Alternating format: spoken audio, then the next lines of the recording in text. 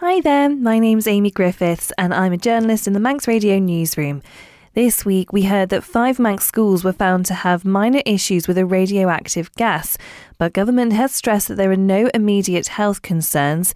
We've been hearing from firstly Education Minister Julie Edge and also a radon expert. It was a survey that was carried out by the Department for Environment, Food and Agriculture, and they started with it in our schools.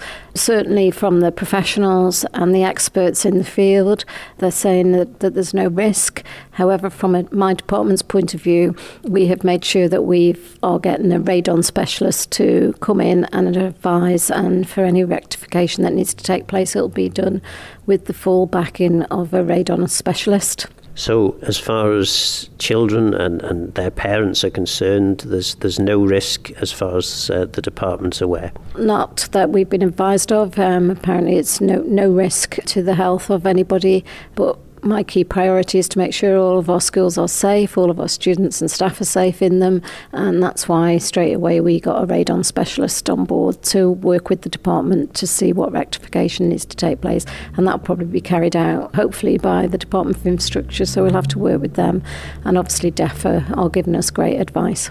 It is though a concern that in these half dozen schools there are levels that are above the sort of acceptable norm. Has the Department of Environment, Food and Agriculture been able to supply any information as to why that might be? Certainly not that I've seen at this stage. Obviously these monitors go into the building. I think they've stayed there for 3 months, and they just record data. But certainly if there was anything, we would be addressing that. But that's why we need this radon specialist who will know everything. Certainly, I know some people have commented there was schools that you would have perhaps expected to see it on the island where you're aware that there has been some radon in the past. But certainly the list has brought up some of our newer build schools and some of our old. So it's proof that the survey's been done in every location fairly, but we do need to address any of the areas that are, the majority of them are in cupboards or corridors. However, there is one classroom, and we've certainly made sure that we were fortunate at QEG School that we had a spare classroom. So from the point of view of ensuring there's no further issues going forward, we've made sure we've relocated that class, but the information we have is that there is no risk to anybody in the environments at the present time. Robert Collins of Radman Associates, and we are radiation protection advisors. Radon's an odourless, radioactive gas of natural origin which comes out of the rock and the soil due to the presence of uranium in low concentration, and it collects in the room space of buildings so that we breathe it in, and it's not thought to be good to be breathing in radioactive gas. And what are the potential risks of breathing it in? Potentially, there's a risk of lung cancer. That's the only damage which is known to occur. What kind of levels of radon do you need to be exposed to for that to be a potential risk? We measure radon in units of becquerels per cubic metre. That's just the unit that we give to radioactivity. And you have to be exposed to tens of thousands of becquerels per cubic metre over a long period, many years, before there would be a significant risk of exposure resulting in lung cancer. And this evidence has come from uranium miners working down the mines, which are poorly ventilated, and they receive much, much higher levels than you and I receive in the home or the workplace. We've been told that there's been some minor issues with the readings in the 5 schools that we have had here that have had their investigations done. When we're talking about minor, do you know exactly what that is in terms of, do you know what the readings have been in those schools? Yes, the action level which is applied through the radiation safety at work regulations is a figure of 300 becquerels per cubic metre.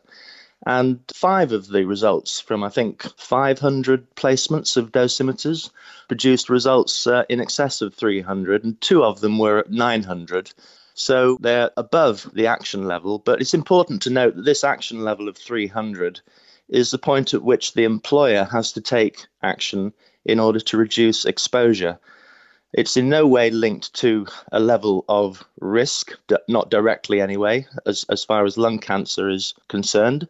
But it's just the point at which the employer has to take action, because the driver for these safety regulations is no matter how low the risk from radiation exposure, the employer is duty bound to ensure that all exposures are as low as reasonably practicable. And this ALARP principle is paramount throughout the regulations, and that's where it comes from. What measures then need to be taken to be able to help reduce these down to the legal limit, I suppose? People say the obvious one is open the windows, but that's not great for anybody much in the winter. You want to keep the heat in.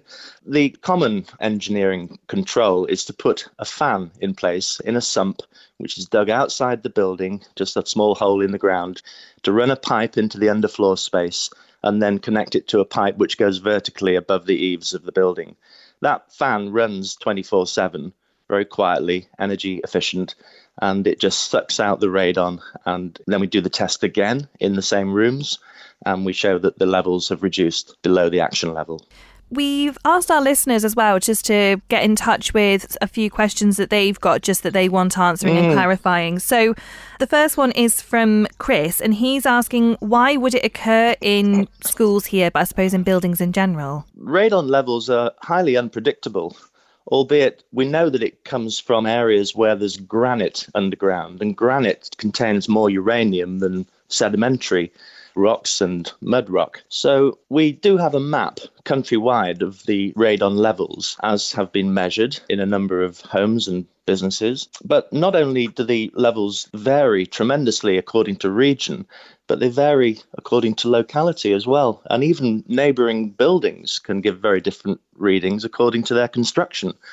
So you can't predict. The only way to really know what the radon levels are is to measure them using these dosimeters, which are available from the UK Health Security Agency. And you leave them in place over a 3-month period to get a good average, because, again, we get fluctuations through the seasons as well as in the day as well. Day and night variations are quite significant. So you need to leave them there for a while, and that's how we measure it. Well, that leads quite nicely on to Andy's question, because he wants to know what about our homes? Should we be measuring the levels in our homes? Not under these regulations, because these are health and safety at work regulations. That's why the Manx government decided to test all the schools. But as far as homes are concerned, all I can say is I'm aware that some mortgage providers sometimes, I think, require a radon report because they want to understand what the levels of risk might be to homeowners.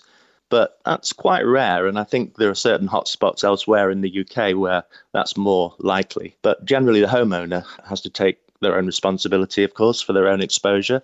And if you are concerned in any way, you can get hold of these dosimeters very easily going onto the UK HSA website. Thank you for making it to the end of the Little Manx Radio newscast. You are obviously someone with exquisite taste. May I politely suggest you might want to subscribe to this and a wide range of Manx Radio podcasts at your favourite podcast provider, so our best bits will magically appear on your smartphone. Thank you.